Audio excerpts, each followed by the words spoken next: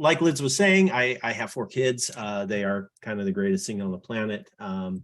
I do a fair amount of traveling because I like to go places. Basically, the time in Hawaii I've been spent working and networking and just spending as much time there as I can because it's an island in the middle of the ocean and it's tropical and it's amazing. So the first question is, if my house gets destroyed in a flood or fire, does the insurance company pay the homeowner and also the bank on their equity of the property?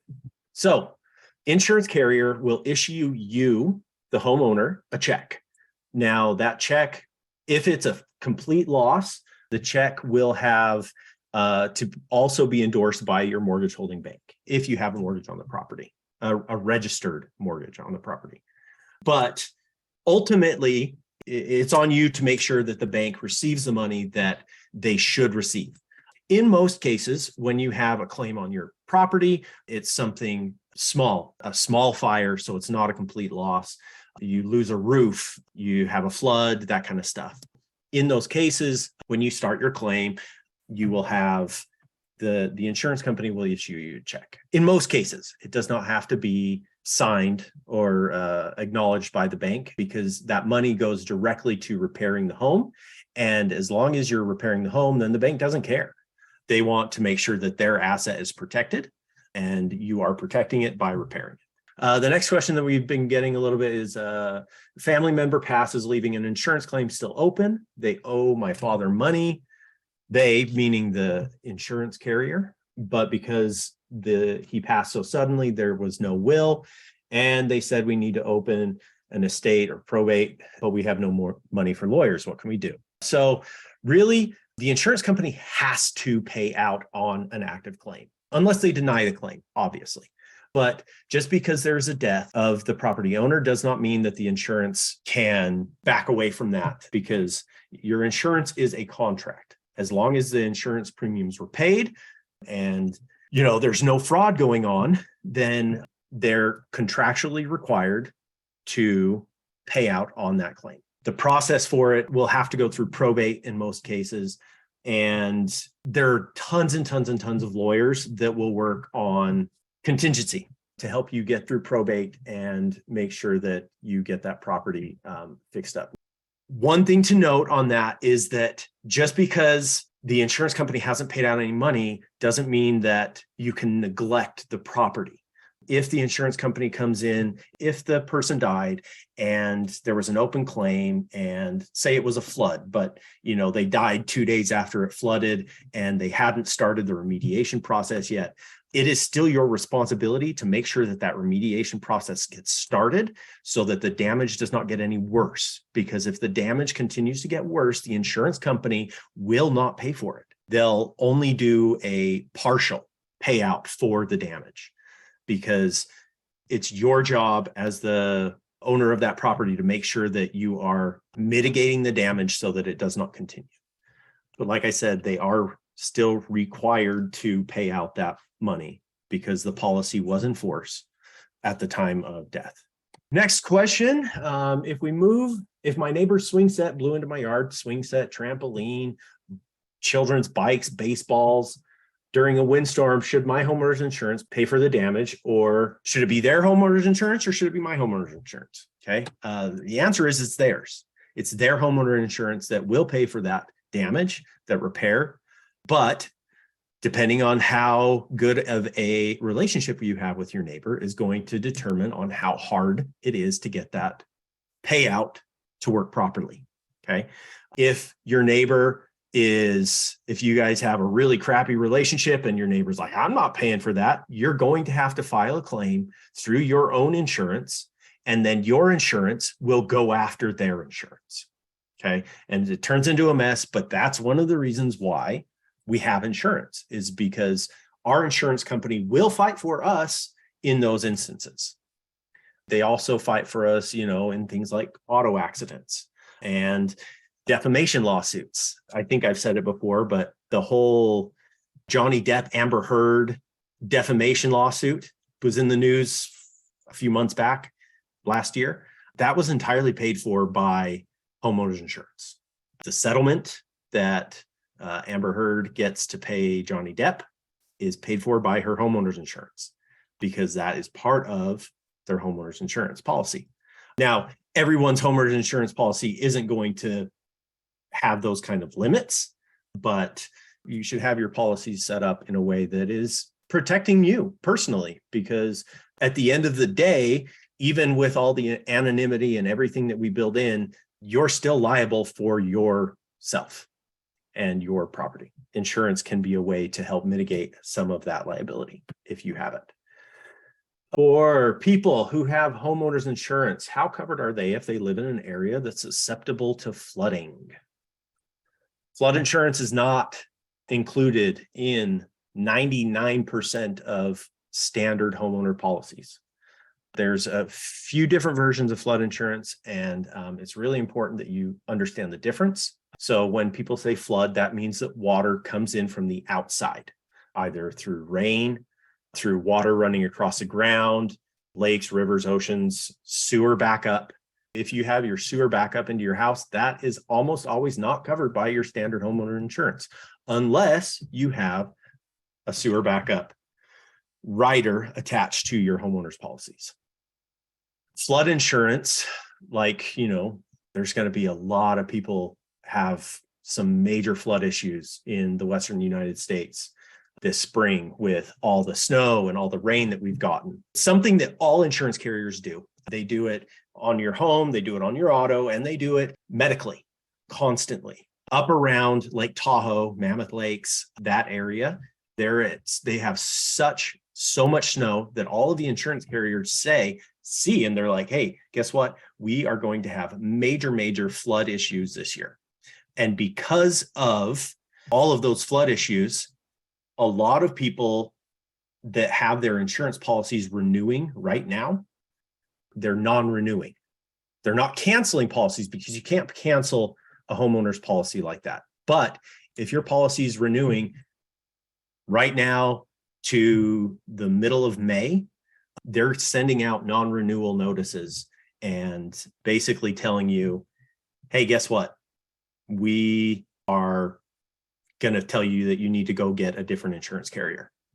That's happening a lot right now. So that's something that you need to watch out for. FEMA has flood insurance. They're not just disaster relief. They do offer flood insurance, which you can buy for just about any property. And there are a lot of other insurance carriers that offer flood insurance. In super high risk flood zones, sometimes FEMA is your only option.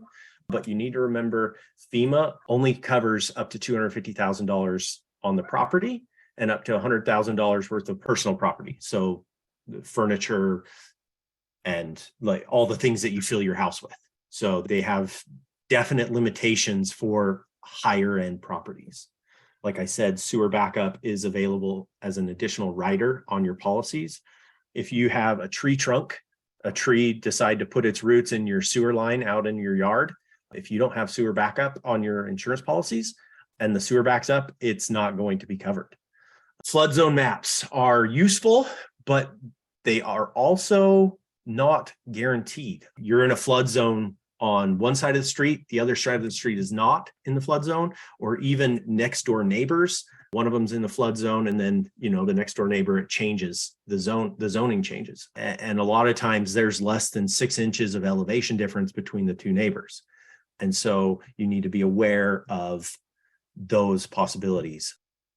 I want to say, so I did a FEMA training, it was about a year ago, and so I don't remember all of it, but I want to say that it's over 80% of the counties in the United States have all experienced flooding. With all of the wildfires in California and Colorado over the last few years, flash floods, mudslides, those kinds of things are much more prevalent. And places that have never, ever flooded before have seen flooding. So that might be something that would be worth looking into. And remember, just because your insurance company doesn't require you to have flood insurance doesn't mean that it's not still a great idea. My parents, they live on a hill. Their driveway is almost 300 feet lower. The entrance to the driveway is almost 300 feet lower in elevation than their house. And with all the rain that we've had, that my parents have had recently, their garage flooded because of water running in through. They have a back door in their garage and water got in through that. So even though you live on a hill, it can still happen. Okay. So making sure that you're protecting your properties from flooding is very important. Would an in-house flood. So this is water coming from inside of the home, not sewer water, clean water. Would an in-house flood, damage, and mold be covered under an individual's homeowner's insurance? Almost always. Okay.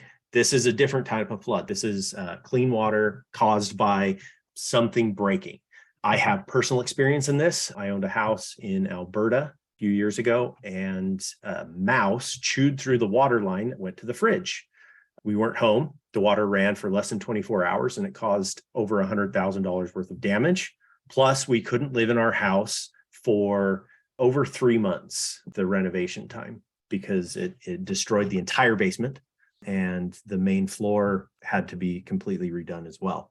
All the flooring and the kitchen. So it was pretty intense, and that was all covered through my homeowner's insurance. It's also important to have the insurance policy structuring that's going to suit you. There are a lot of people that really like actual cash value insurance because it is substantially cheaper. It's important to save money on your monthly expenses, right? But if I would have had that actual cash value insurance on my property when it flooded, it probably would have only paid for about 20% of the renovation. But I didn't. I had replacement cost value, which means that whatever it costs to replace, the insurance company will pay that out. Now, there are some limitations to that. One of them is the total value of the policy. So if your house is only insured for $150,000, it's only going to pay out $150,000, unless you have other riders. There's some riders that allow for inflation, and they allow for other expenses above. But general rule of thumb is if your house is only insured for a dollar number, that's all that they're going to pay out.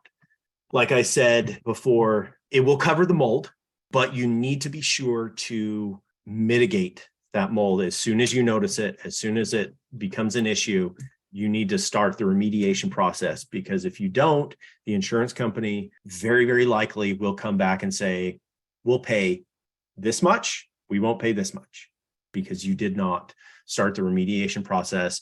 You did not take the steps necessary to stop the damage to your property. Question: what happens if my house is paid off and I discontinue the homeowner's insurance? Will I be penalized if I resume in 3 or 4 years down the road? The answer is sort of. You're not going to be penalized in a line item expense, like you're not, but the insurance carrier is going to be able to see that this property hasn't had insurance for the last 4 years. And because of that, there's a very good chance that they're going to raise the rate for that property, because they don't know what's happened in that property for the last 4 years. Most homes, when they get a new insurance policy, an insurance field adjuster will go out and look over the property. 90% of the time, they won't go in the house, but they want to see the condition of the outside of the house, because that is usually a direct correlation to what's inside the house.